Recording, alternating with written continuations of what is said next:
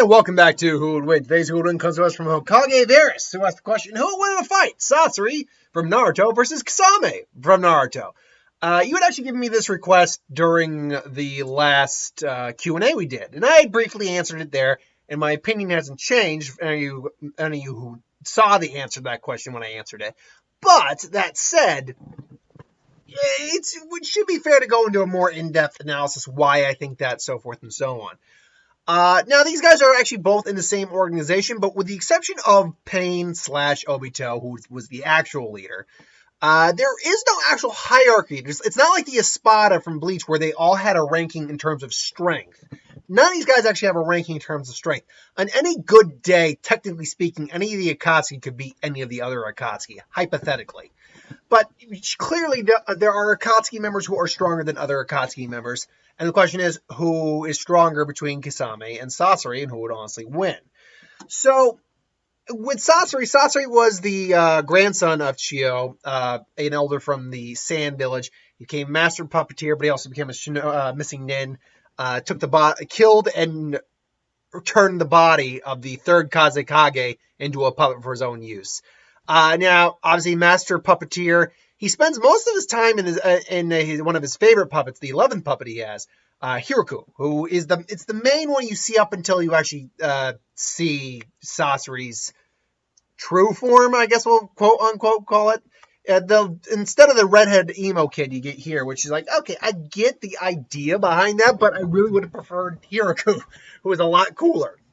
Hiroku acts as both a armor, because he's hiding in that essentially, and a offensive weapon. As the scorpion tail is mechanical, very sharp, and is laced with poison. Can also be used defensively in the same manner. He has plenty of poison shrapnel and needles located in Hiroku, but if should that be destroyed, obviously his real body can emerge and continue on doing its thing. Now, all puppets need chakra strings to control them. Hence, the puppeteer, string work, all that. We'll use chakra strings in the ninja world when it comes to ninja puppets. He can obviously control the Kazekage puppet, which uses the iron sand technique. It's magnet release, but iron sand. And the iron sand can be morphed into multiple shapes, like tendrils, actual like spheres, cubes, the works. And it is also laced with his poison. His poison, by the way, is pretty deadly. Like, only Sakura was able to cure it, although Tsunade probably could do it as well. And yeah, it's not easy to overcome. Like, you're not going to die immediately from being hit by the poison, but you will not have a huge amount of time, depending on your immune system. It was amazing that Chiyo was actually able to last as long as she did after she got poisoned. But it's a little not varied per se, but it's not very well defined how long you can last against. Like, Kakuro got hit in his fight with Sasori, and like they were doing their best to keep him alive, and they were keeping him alive. But it's clear that unless he got very, very good medical treatment, like Sakura was able to provide, Kakuro was gonna die. So the poison's effects are they're not very well defined. In the anime, it's also capable of using the Sand Clone Jutsu. I suppose we'll allow that for this video, just because I will allow another part, anime-only technique later on. Human puppetry, obviously, he's capable of turning humans' bodies into puppets. Not that it'll matter here, unless he kills Kisame and takes his body as a puppet. But even if he win or lose, that effect doesn't really do anything here. I already went over to third Kazekage's puppet, but his most dangerous ability really is the fact that he is basically functionally immortal, although the only part of him that's actually human, or if you want to call it human, that's organic, is the little round object you see in his chest in this picture. That's the only part of him that still has any part of his actual true body in there. Now, what's in there is anyone's guess, whether it's his heart, a brain, lung, whatever. It's clearly not lungs. It's not a stomach. It's got to be a combination of maybe like his heart or brain, something like that, because his consciousness still remains. So whatever's in there, it basically holds essentially him in there. And he can actually transport to other puppets, basically repossess other puppets. But the general form he takes seems to be him, what he actually looked like. And while this form is susceptible to physical combat, it is because it's a puppet. It breaks apart easy. It is dangerous as hell in physical combat too, because as you can see in the picture, he has not very well in this picture, but I can move this picture a little bit. There we go. Yeah, he's got 5 different rotating blades on each arm that he can literally spin like a buzz saw. He's got a giant cable attached in his stomach that looks like intestines, but it's metal cable that can be used for movement and offensive purposes as well. He's got different attachments that can shoot out fire, and the enemy can also shoot out a jet of water that's so strong it can cut through rocks. And obviously, if you were a fan of the series, which I would imagine you are if you're clicking on this video, then again, maybe you're not, and that's fine. He is capable of controlling up to 100 puppets at once with just 100 track strings from, and again, let me get that. You'll see he's got the round part, that round object, which is his actual physical, what remains of his physical body, his actual true body. But then you'll see his other one that looks like a peck, that looks like it kind of opens up. It opens up for like 100 chakra strings to use and manipulate 100 different puppets. Sasori technically can't be physically killed. I mean, yes, he can. He was, clearly. But the only way to actually truly kill him is to damage or run that object through with a blade, or just destroy the round flesh object in his body, which is a weird sentence to say. Or you could seal him. You could seal him away. So there's a lot of advantages to being just a human puppet, essentially, but there's a lot of disadvantages as well. Kisame Hogashi, I believe is, I know that's Kisame's, hold on one second, I can get Akatsuki up here right now. Or I can get Kisame up. I was already on Sasori's page because I had to look up. I just take 2 of this video, by the way. It got interrupted by a phone. Let's see now. What is Kisame? And there is, yeah, Hojigaki. I'm probably butchering that last name. Hojigaki? It looks like it's spelled, or at least pronounced, Hoshigaki. It's probably Hojigaki or something like that. But again, butchering names and all that stuff. He was one of the members of the seven ninja, or 7 swordsmen of the Hidden Mists, a legendary group of ninja, each with a unique blade that was their own sort of weaponry, or their own sort of weapon. And Kisame was widely hailed as the strongest of the 7 swordsmen. He possessed his own physical unique trait of being able to absorb chakra on his own. He is capable of going toe-to-toe with like Might Guy, who was one of the strongest ninja in the Leaf Village. It took Guy going to 7 gates against the real Kisame, even without his sword, to beat him. Kisame, even as a clone, even as not the real, only 30% of his power was equal to a QB enhanced clone, for God's sake, of Naruto. He has so much chakra, he's considered a beast without a tail. That's how much chakra he actually has. Physically, he's capable of going toe-to-toe with someone like Azuma, and not Azuma. Well, he went toe-to-toe with Azuma and could have easily killed Azuma, let's be frank. But go toe-to-toe with someone like Guy and still survive. Particularly after the Daytime Tiger, which was just a technique that just completely annihilated the technique Kisame used.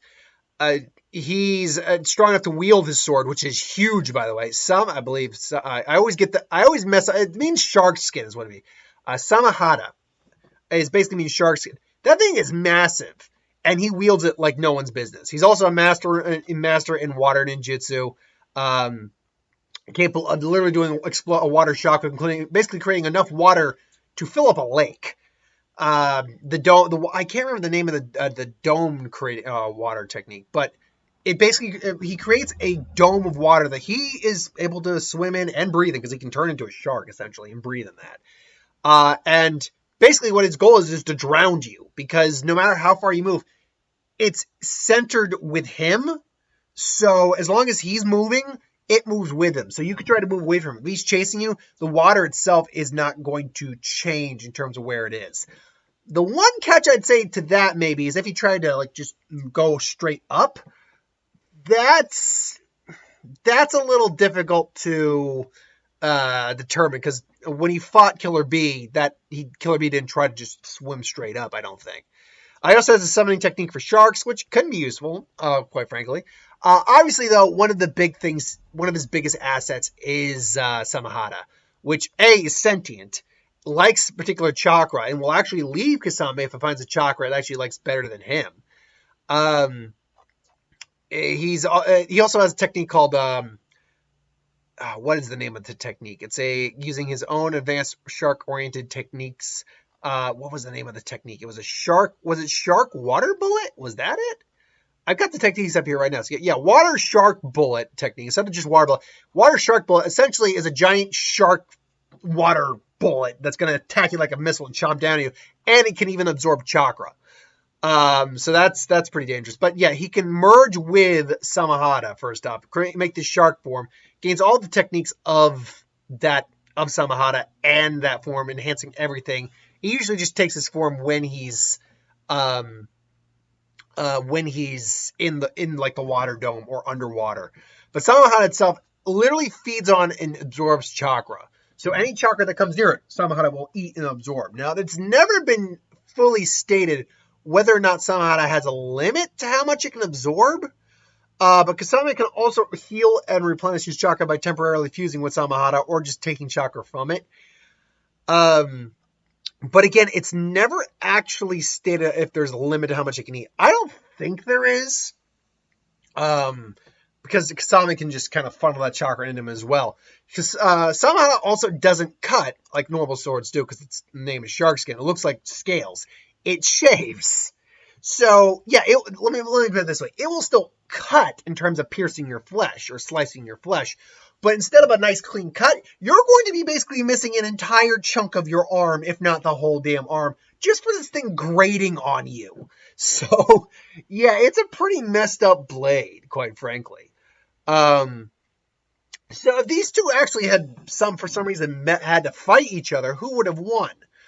Well, I still go with the same answer I went last time, and it's Kisame. Now, the reason for that is if these two fought, what will go down? If we're starting with Hiraku, Kisame, first off, these guys know each other's individual abilities inside and out. Well, maybe not inside out, but pretty well. So Kisame would already be avoiding anything that's poison related with Sasori. If he gets in close, he's just going to blow up Sasori's Hiraku puppet with Samahata, absorbing any chakra strings that might be out there. And even if he's not in close, he can still blow him up with a shark bullet or any sort of water technique. Eventually, now Sasori has the advantage that he doesn't need to breathe. He's not really human anymore, so he doesn't need to breathe, which is good for him. So he won't drown when Kisame would know this. So he knows that the underwater stuff really wouldn't be effective. That said, he'd still probably use it if it came to that point. It's just unlikely it would, because eventually he will get through Hiraku eventually. He will get through that puppet. Sasori then would try to use any one of his puppets. The problem here with him trying to use any of his puppets is that Samahata is just going to absorb the chakra from the chakra strings. Kisame doesn't even have to get right next to him. He doesn't have to do that. Sasori could be here, Kisame could be here, but Samahata's got so much range that he could just brush the tips of chakra. He doesn't even, the puppet could come right next to him and he can just dodge it, cut the strings off, and there he goes. Then Sasori has to reattach the strings, but again, it doesn't really matter because Kisame can just keep absorbing the chakra strings. This is really one of those wars of attrition that you'd think Sasori could win, but the fact is Kisame has the perfect answer to puppetry, and that's just absorbing the chakra with Samahata. And because it's such little chakra, ultimately it's more about finesse than a huge amount of chakra. It's really not going to work out well for Sasori in the end. Now, granted, it'd be a long, drawn-out fight if that were the way the fight ultimately was going to break down long-term, but Sasori will then try to go into his real form. Fire, concentrate water, and fire at Kisame. I don't think that the water part, though, has chakra. I think the fire had chakra, but the water itself probably doesn't. I mean, it's probably stored somewhere, but it's probably not really chakra based. It's probably just concentrated water. So that might actually be able to damage Samahata. But the problem is Kisame is a water user. So really, he would just have to avoid the water and then use a jutsu to manipulate the water and throw it back. And now, granted, it's high velocity pressurized water, so it'd be difficult to maybe control all of it. But Kisame probably could figure something out. If nothing else, he'd just create enough water to, summon some sharks. They'd attack, rip apart the puppet body. Kisame eventually would key on to where the actual Sasori, what little of him is there, is, and would ultimately take him out.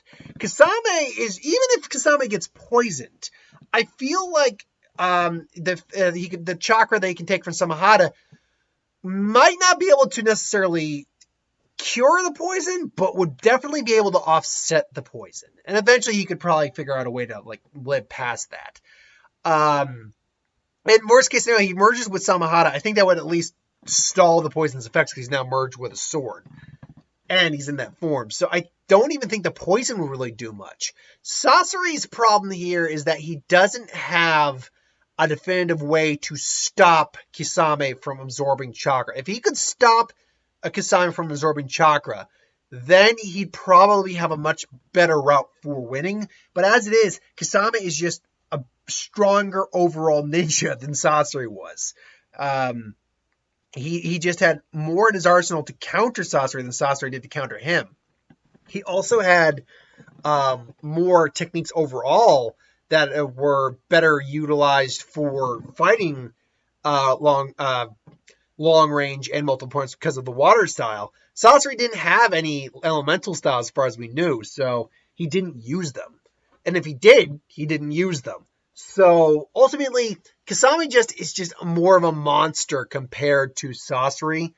And that monster, unfortunately, has more tricks up their sleeve and more hunger for chakra than Sasori does. So Sasori, unfortunately, I think would lose to Kisame.